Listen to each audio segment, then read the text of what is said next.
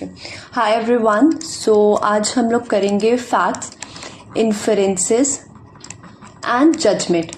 ठीक है, आज हम लोग ये एक टॉपिक करेंगे CMHCT के अकॉर्डिंग, उनके पर्सपेक्टिव से ये एक टॉपिक भी बहुत इंपॉर्टेंट है। बहुत क्वेश्चंस इस पे भी फंसते हैं लॉजिकल के, तो इसको आज हम लोग ध्यान से समझेंगे कि हमारे फैक्ट्स, इन्फरेंसेस, जजमेंट होते क्या है।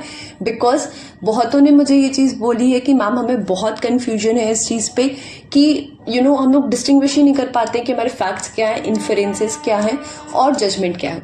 ठीक है, तो आज हम लोग इस चीज़ को समझेंगे, starting up with the fact सबसे पहले। ठीक है, अब आप मुझे बताओ फैक्ट होता क्या है। फैक्ट आपको भी पता होगा कि एक बहुत बेसिक टर्म्स में अगर मैं लेमन लैंग्वेज में बोलूँ तो it is something which is always true. Correct? I hope I am not saying anything wrong. Fact is something which is true, right? ये बात आपको भी पता है, मुझे भी पता है। ठीक है, अब फैक्ट में एक चीज हमें हमेशा याद रखनी है कि जो फैक्ट होते हैं हमारे, वो होते हैं हमारे वेरीफाइएबल। मतलब कि कभी भी आप किसी दो लोग को खड़ा कर दो, A और B, ठीक है, उनके लिए फैक्ट ना हमेशा कॉमन ही होंगे। अगर धरती गोल है तो धरती गोल होगी दोनों A और B के लिए। If sun rises from the east, sun rises from the east, तो वो A और B दोनों के लिए वो स्टेटमेंट यही होगी। Taj Mahal is in Agra, is in Agra, या फिर red fort is in Delhi. ये सब हमारी क्या है? ये सब हमारे फैक्ट्स हैं। रेड फोर्ट क्या आगरा में है? ताजमहल क्या दिल्ली में है? नहीं। ये हमारे क्या है? फैक्ट। फैक्ट क्या होते हैं? वो स्टेटमेंट जो ट्रू होते हैं, जो वेरीफाई किए जा सकते हैं। मतलब अगर आप मुझसे आके बोलोगे कि मैम रेड फोर्ट दिल्ली में है, तो मैं भी आपको पलट के यही बोलूँगी कि हाँ हाँ रेड फोर्ट दिल्ली में ही है। तो मतलब ये वेरीफाई किए जा सकते हैं और ये हमेशा ट्रू होते हैं। समझ में आई मेरी बात? फैक्ट्स क्या होते हैं? फैक्ट वो स्टेटमेंट होते हैं जो हमेशा ट्रू होते हैं, और ऐसा नहीं सिर्फ मेरे आपके लिए, सबके लिए वो वही सेम स्टेटमेंट होंगे। If sun rises from the east, तो वो आपके लिए भी सेम होगा, मेरे लिए भी सेम होगा। अगर किसी को ताजमहल देखने जाना है तो उस पर्टिकुलर पर्सन को आगरा ही जाना पड़ेगा। ओके, उसको कहीं और इंडिया के बाहर नहीं जाना पड़ेगा ताजमहल देखने के लिए। समझ में आई मेरी बात? तो फैक्ट्स कौन से स्टेटमेंट होते हैं हमारे? फैक्ट हमारे वो स्टेटमेंट होते हैं जो ट्रू होते हैं। किसके लिए? सिर्फ आपके और मेरे लिए नहीं, बट सबके लिए। ठीक है, और क्या होते हैं? वेरीफाइएबल होते हैं। वेरीफाइएबल का क्या मतलब है कि अगर वो स्टेटमेंट को आप रीचेक करो तो वो सबके लिए सेम होगा। क्लियर? तो फैक्ट हमारा क्या हुआ? वो स्टेटमेंट जो ट्रू होता ही होता है, जिसमें कोई कंफ्यूजन नहीं है कि कुछ डिफरेंट चीज इसमें निकल जाएगी, और वो वेरीफाइएबल होते हैं। सेकेंडली हमारे फैक्ट्स क्या होते हैं? ऑब्जेक्टिव होते हैं। ऑब्जेक्टिव का क्या मतलब होता है? Something which is not debatable. Fact पे आप कभी भी डिबेट नहीं कर सकते हो। क्यों? क्योंकि अगर if mister A and mister B both are into an argument और कोई एक फैक्ट आता है तो वो उनके लिए भी सेम होगा, वो उनके लिए भी सेम होगा। It is not debatable. वो एक ऑब्जेक्टिव चीज होती है नेचर में। फैक्ट्स हमारे क्या होते हैं? Just a second.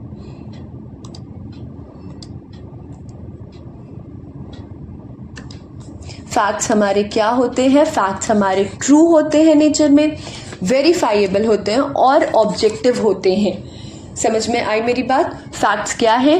ट्रू है, मेरे और तुम्हारे लिए दोनों के लिए सेम होगा, दोनों के लिए वही एक चीज होगी। आपके लिए सन वेस्ट में से नहीं निकलेगा और मेरे लिए ईस्ट में से नहीं निकलेगा। हम दोनों के लिए सनराइज होगा तो वो कहाँ से होगा? ईस्ट से। क्लियर? वो वेरीफाई किए जाते हैं।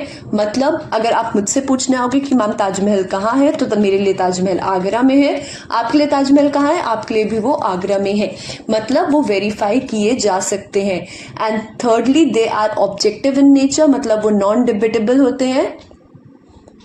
They are non debatable in nature, मतलब उन पे कोई डिबेट नहीं की जा सकती। वो जो है वो वैसे ही है इन नेचर। क्लियर? ना मूविंग अहेड, ये बात हमें समझ में आ गई। अब हम लोग को पढ़ना है, जस्ट अ सेकेंड ना, अब आता है हमारा इन्फरेंसेस। इस पे सबसे ज्यादा कंफ्यूजन होती है लोगों को कि मैम हम जजमेंट और फैक्ट्स और इन्फरेंस में डिस्टिंग्विश नहीं कर पाते हैं। कुछ नहीं, आज के बाद सब हो जाएगा। किसी भी चीज़ का स्ट्रेस नहीं लेना है। या चलो, इन्फरेंस। अब इन्फरेंस होता क्या है?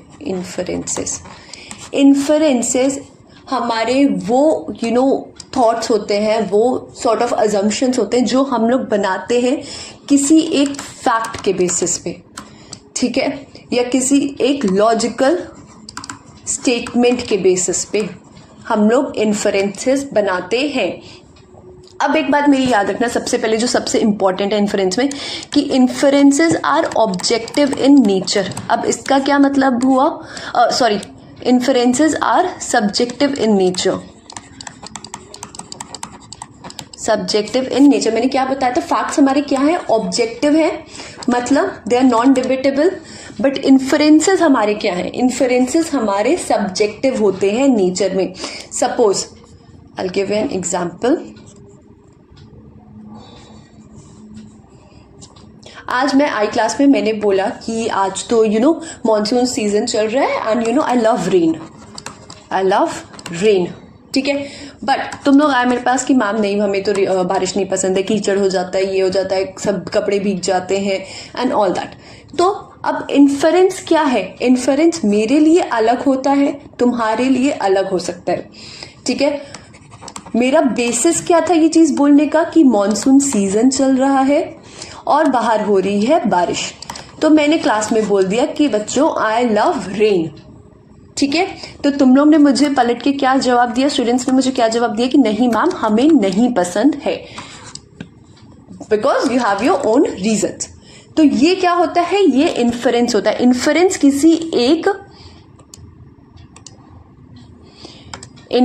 किसी एक फैक्ट या फिर लॉजिकल स्टेटमेंट पे बनाया जाता है। यहां पे वो स्टेटमेंट क्या था कि मॉनसून सीजन चल रहा है और बाहर हो रही है बारिश। उस पे मैंने अपना क्या इन्फरेंस दिया कि मुझे बारिश बहुत पसंद है। बट पलट के तुम लोग ने मुझे अपना क्या इन्फरेंस निकाला कि नहीं हमें तो बारिश नहीं पसंद है। क्लियर? तो इन्फरेंस क्या होते हैं? इन्फरेंस होते हैं सब्जेक्टिव इन नेचर। सब्जेक्टिव वो होते हैं विच आर डिबेटेबल, कि अब मेरी और तुम्हारी डिबेट हो रही है कि नहीं मुझे तो बारिश पसंद है और तुम लोग कह रहे हो कि नहीं मैम हमें नहीं पसंद है, ठीक है। क्लियर? अब ये क्या होते हैं?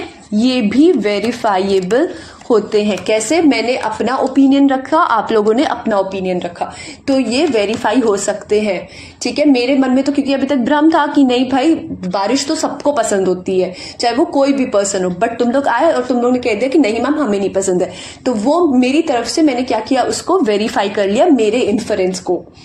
क्लियर? अब इन्फरेंस जो होता है, फैक्ट में मैंने एक चीज बताई थी कि फैक्ट हमेशा ट्रू होता है, राइट, या और सब लोगों के लिए ट्रू होता है। लेकिन इन्फरेंस जो होता है वो हर बारी और हर किसी के लिए ट्रू नहीं होता है, नॉट ऑलवेज ट्रू। क्लियर? जो इन्फरेंस होता है वो सबके लिए और हर बारी ट्रू नहीं होता है, ठीक है। जैसे मेरे लिए तो क्या था कि मुझे बारिश पसंद है, लेकिन तुम लोग के लिए क्या था कि तुम लोग को बारिश नहीं पसंद है, ठीक है। अब हमेशा एक चीज याद रखनी है हमें कि इन्फरेंस जो होता है वो हमारा cause and effect relationship contain करता है, रिलेशन। अब मैम ये क्या बोल दिया आपने, ये तो हमको आता ही नहीं है, तो चलो अब ये समझते हैं, ठीक है ना। अब हम क्या पढ़ रहे थे? Cause and effect relationship. मैंने क्या बोला कि जो हमारे इन्फरेंसेस होते हैं उसमें एक चीज एप्लीकेबल होती है जो है हमारा कॉज एंड इफेक्ट रिलेशनशिप। अब मैम ये कैसे एप्लीकेबल होगा? मैंने यहाँ पे एक सेंटेंस बोला था दैट आई लव रेन, और तुम लोगों ने पलट के क्या बोला था? No we do not.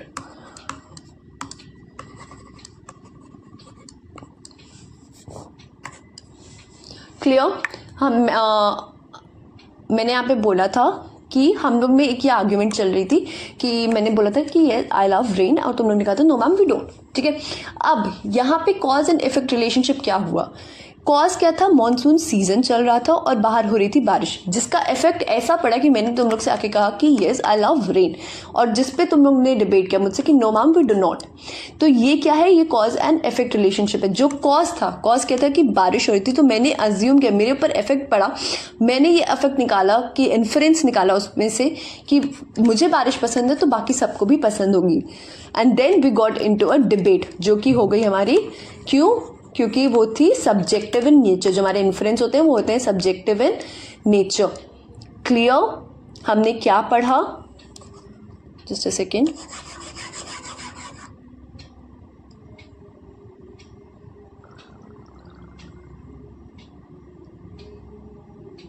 What did we study till now? कि इन्फरेंस में इन्फरेंस हमारा क्या हो गया? इन्फरेंस सबसे पहले होता है हमारा सब्जेक्टिव इन नेचर. क्यों? क्योंकि वो डिबेटेबल होता है. सब्जेक्टिव होता है, सब्जेक्टिव इन नेचर, ये मैं इन्फरेंस की बात कर रही हूँ. सब्जेक्टिव होता है, not always true, not always true. Verifiable होता है, ठीक है. और इसमें लगता है कॉज एंड इफेक्ट रिलेशनशिप. क्या लगता है हमारा? Cause and effect relationship. और इस एक particular cause and effect relationship के लिए हमारे पास एक टर्म है जिसको हम लोग कहते हैं causation. Cause and effect relationship में को हम लोग क्या कहते हैं? कॉजेशन. तो हमारे इन्फ्लुएंसेस क्या होते हैं? वो सब्जेक्टिव इन नेचर होते हैं, मतलब वो डिबेटेबल होते हैं, हर किसी के लिए एक जैसा नहीं होता है. अगर मिस्टर ए और मिस्टर बी है, ठीक है, सपोज मिस्टर बी आए और मिस्टर बी ने कहा कि मुझे तो पकौड़े बहुत पसंद है फॉर एग्जाम्पल, और मिस्टर बी कहते नहीं मुझे नहीं पसंद. तो ये क्या है? ये एक डिबेटेबल इन्फरेंस है. क्लियर? ये एक डिबेटेबल इन्फरेंस है, ठीक है. क्यों? अब इन्होंने ये बात किस बेसिस पे कही थी? मुझे पकौड़े बहुत पसंद है क्योंकि जो यहाँ पे XYZ शॉप है इनके घर के पास वाली, वो बहुत सस्ते पकौड़े देता है. क्लियर? समझ में आ गई मेरी बात?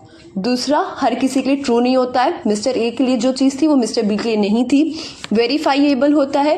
कॉज एंड इफेक्ट रिलेशनशिप होता है, मतलब कॉजेशन था. मिस्टर ए ने ये चीज़ क्यों बोली? क्योंकि XYZ शॉप जो यहाँ पे थी वो सस्ते पकौड़े देता था, इस वजह से मिस्टर ए ने ये चीज़ आके मिस्टर बी को बोली. क्लियर? आई होप इन्फरेंस और फैक्ट अब हमारे बहुत एक्सटेंट तक क्लियर हो गए होंगे. जब मैं जजमेंट क्लियर कर दूंगी तब तीनों चीज़ आपको बहुत ईजिली समझ में आ जाएगी and you will be able to solve the questions very easily. ठीक है, कोई बहुत बड़ी चीज़ नहीं है इसमें, रॉकेट साइंस नहीं है, बहुत ईजी है, हो जाएगा. Just a second. या तो अब हमने क्या पढ़ लिया? फैक्ट पढ़ लिया, इन्फरेंस पढ़ लिया, एंड नाउ विल स्टडी कि हमारा जजमेंट क्या होता है. ठीक है, जजमेंट. ओके, अब जजमेंट क्या होता है guys? You are law aspirants, आप लोग को तो पता होगा जजमेंट होता क्या है. जजमेंट इज नथिंग बट एक फाइनल डिसीजन. ठीक है, बट एक फाइनल डिसीजन, उसको हम लोग कहते हैं जजमेंट.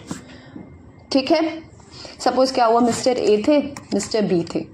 ठीक है, अब ये लोग में कोई लड़ाई होगी कि सपोज इन लोग का कोई कॉन्ट्रैक्ट था, इन लोग में लड़ाई हो गई कि जो मेरी कार है, मिस्टर ए को मिस्टर बी को अपनी कार सेल करनी थी. ठीक है, अब मिस्टर ए ने जो प्राइस सेट किया था वो 30 लाख का सेट किया गया था और मिस्टर बी को चाहिए था इनको चाहिए था 20 लाख में देना था. ठीक है, इनको 30 लाख चाहिए था अपनी कार के, बट मिस्टर बी ने कहा मैं सिर्फ 20 लाख ही दे सकता हूँ आपको. ठीक है, अब ये हो गई इनकी हीटेड आर्ग्यूमेंट और मिस्टर बी जो थे वो चले गए कोर्ट. ठीक है, अब कोर्ट में जो हमारी कोर्ट थी उसने क्या जजमेंट निकाला कि जो कार है मिस्टर बी की वो जाएगी 25 लाख पे. ठीक है, 25 लाख मिस्टर बी को मिस्टर ए को देना पड़ेगा in order to purchase the car from him. तो अब ये जो डिसीजन दिया गया है कोर्ट के द्वारा, ये जो डिसीजन कोर्ट ने दिया है कि 25 लाख में गाड़ी को बेचा जाएगा, वो हमारा क्या होता है? जजमेंट. जब इन्फरेंस पे हमेशा एक चीज़ याद रखना, जब इन्फरेंस पे कोई एक फाइनल डिसीजन निकल जाए तो उसको हम लोग कहते हैं जजमेंट. ठीक है, जब हमारे जो चीज़ हम लोग ने इन्फर की थी उस पर जब कोई फाइनल एक वर्डिक्ट आ जाए, कोई डिसीजन आ जाए, जब वो चीज़ डिसाइड हो जाए उसको हम लोग कहते हैं जजमेंट. ठीक है ना, अब जो हमारा जजमेंट है वो सब्जेक्टिव होता है. ठीक है, इसमें जो हमारा कॉजेशन था, जो हमने कॉजेशन पढ़ा था, जो हमारा कॉज एंड इफेक्ट रिलेशनशिप था वो एब्सेंट रहता है. ठीक है, वो एब्सेंट रहता है. हमारा कॉज, ये ज़रूरी नहीं कि कॉज एंड इफेक्ट चीज़ हो तभी जजमेंट निकाला गया हो. ठीक है, सपोज मैंने पिछले इन्फ्रेंस में क्या बोला था कि आई लव रेन. क्यों? ये इफेक्ट क्यों हुआ था? क्योंकि मानसून सीजन चल रहा था, बारिश हो रही थी उस वक्त बाहर, तो मैंने ये चीज़ बोली थी. बट अगर सपोज ऐसा कुछ है ही नहीं, ठीक है, और कोर्ट जो है वो जजमेंट निकाल दे कि आज से कोई भी बारिश को पसंद नहीं करेगा, तो ये क्या है?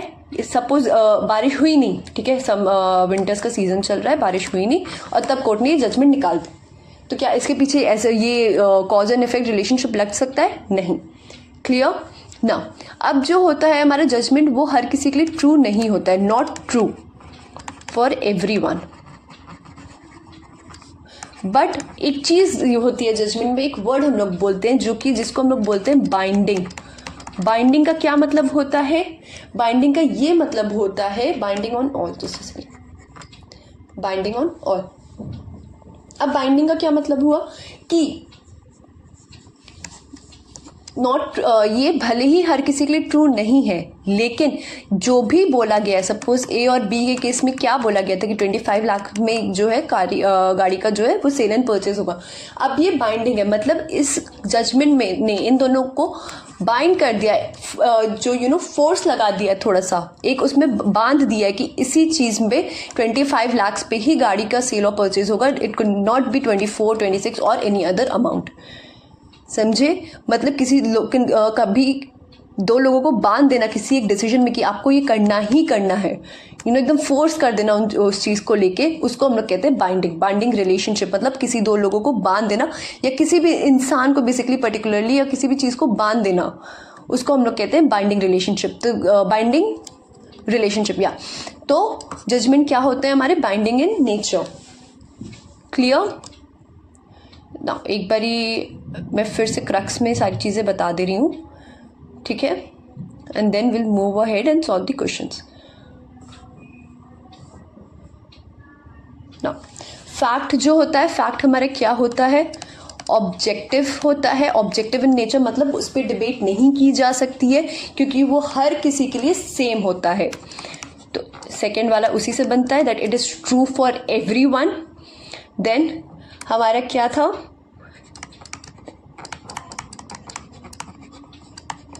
वेरीफाइएबल। ऑब्जेक्टिव होता है, ट्रू होता है और वेरीफाइएबल होता है, ठीक है। अब आते हैं हमारे इन्फरेंसेस पे। इन्फरेंस हमारा क्या था? Subjective in nature, not true for everyone, verifiable. देखो अब सिंस क्या होता है ना, इन्फ्रेंस में कौन से तुमको वर्ड्स ज़्यादा मिलेंगे। अब मैं तुमको यहाँ पे एक टिप दे रही हूँ, ठीक है, कि इन्फ्रेंस में कौन से वर्ड्स मिलेंगे? वुड, माइट, कुड, ऐसे जो वर्ड्स कंफ्यूजिंग, जो एक कंफ्यूजन को डिनोट करते हैं, जहाँ पे चीज़ें डेफिनेट नहीं होती हैं, क्लियर नहीं होती है, वहाँ पे हम क्या यूज़ करते हैं? Would, might, could. तो इन्फ्रेंस में ये सारे वर्ड्स का यूजेज बहुत ज़्यादा होता है, ठीक है। कभी भी इन्फ्रेंस के क्वेश्चंस को स्टेटमेंट्स को आपको आइडेंटिफाई करना होगा, तो बहुत सारे क्वेश्चन स्टेटमेंट्स में ना वुड, माइट, कुड यही वाले जो होते हैं वो इन्फ्रेंसेज होते हैं। क्यों? क्योंकि वहाँ पे चीज़ें जो होती हैं आपकी डेफिनेट नहीं होती हैं, राइट। मैंने क्या बोला था बारिश वाले में कि मुझे बारिश पसंद है और आपने बोला था नहीं पसंद है, तो यहाँ पे चीज़ें क्या है? डेफिनेट नहीं है, राइट, अनसर्टेन है। तो वहाँ पे क्या यूज होते हैं? वुड, माइट, कुड, एटसेट्रा, ठीक है। नाउ जजमेंट क्या है हमारा? जजमेंट सब्जेक्टिव इन नेचर है, नॉट ट्रू बट बाइंडिंग। यहाँ पे एक चीज और थी, causation, that is our cause and effect relationship. यहाँ पे एब्सेंस ऑफ कॉजेशन।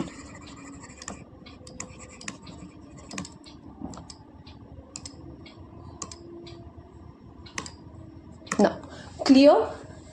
सबको समझ में आ गया? फैक्ट हमारे ट्रू होते हैं, वेरीफाइएबल होते हैं, ऑब्जेक्टिव होते हैं। इन्फ्रेंसेस हमारे सब्जेक्टिव होते हैं, हर किसी के लिए वो सही नहीं होते हैं, हर किसी का क्योंकि अपना अपना ओपिनियन होता है। वेरीफाइएबल होते हैं, वो डेफिनेट नहीं होते हैं, इसलिए you can find the words would, might, could, etcetera. फिर आता है हमारा कॉजेशन, जो होता है हमारा कॉज एंड इफेक्ट रिलेशनशिप, वो इसमें प्रेजेंट होगा ही होगा, ठीक है। There would be some cause, एक कोई ना कोई कॉज होगा ही होगा जिस पे बेसिस पे आपका इन्फ्रेंस निकलता है, ठीक है, जिसको हम लोग कहते हैं इफेक्ट। जो जजमेंट है हमारा वो सब्जेक्टिव इन नेचर होता है, वो भी मतलब डिबेटेबल होता है, ठीक है। Not true but binding, absence of causation. Clear? इतना समझ में आ गया? ठीक है, अब हम लोग क्वेश्चन जब सॉल्व करेंगे तो और सी चीज़ें बहुत क्लियर हो जाएंगी, बट यहाँ पे एक दो चीज़ें हैं जो समझने की ज़रूरत है। मैं और एक दो चीज़ें समझा दे रही हूँ, जस्ट अ सेकेंड। या कभी भी हम लोग फैक्ट और इन्फ्रेंस का क्वेश्चन सॉल्व करेंगे, उसमें हमें एक चीज़ याद रखनी है, ठीक है। क्या है वो चीज़? कि हम जब भी हमें 3-4 स्टेटमेंट दिए होंगे, ठीक है, कभी भी जब हमें 3-4 स्टेटमेंट दिए होंगे तो सबसे पहले हम लोग एक चीज़ को फाइंड करें। ये नहीं कि फर्स्ट क्वेश्चन पढ़ा, अच्छा ये इन्फरेंस है कि जजमेंट है, ये क्या है एंड ऑल दैट, नहीं, ऐसे कभी नहीं करते हैं। सबसे पहले हम लोग फाइंड आउट करेंगे कि इसमें से फैक्ट कौन सा है। क्यों? क्योंकि फैक्ट के बारे में हमें क्या चीज़ें पता है, वो ट्रू है, वो डेफिनेट है, वो ऑब्जेक्टिव है, राइट, वो सही होगा ही होगा। क्लियर? तो इस वजह से कभी भी फैक्ट को आप देखोगे तो बहुत ईजिली आप उसको कैच कर लोगे। तो जब भी आपको 3-4 स्टेटमेंट्स दिए होंगे तो हमेशा सबसे पहले हमें क्या ढूंढना है? फैक्ट। क्लियर? क्योंकि वो हमारी चीज़ों को क्या बोलते हैं, ईजी बना देता है। कभी भी आप देखो, हमेशा आप इन्फ्रेंस में कंफ्यूज होगे, फैक्ट में कभी भी कंफ्यूजन क्रिएट नहीं होती है, क्योंकि वो सच होता ही होता है। ठीक है, तो इस वजह से हमें क्या ढूंढना होता है? हमेशा सबसे पहले fact, then will move ahead with searching for the judgment, कि इसमें से अब हमारा जजमेंट कौन सा है। क्योंकि फैक्ट के बाद हमेशा जो दूसरी चीज़ होती है वो जजमेंट होती है, जो क्लियर होती है हमें थोड़ी कि हाँ ये जजमेंट ही है। और फिर आता है हमारा इन्फ्रेंसेस, क्योंकि इन्फ्रेंस ही है जो सबसे ज़्यादा कंफ्यूजन क्रिएट करता है लोगों के दिमाग में। ठीक है, तो कभी भी हम लोग कोई क्वेश्चन सॉल्व करेंगे तो will start up with fact, moving ahead with judgment and then inferences.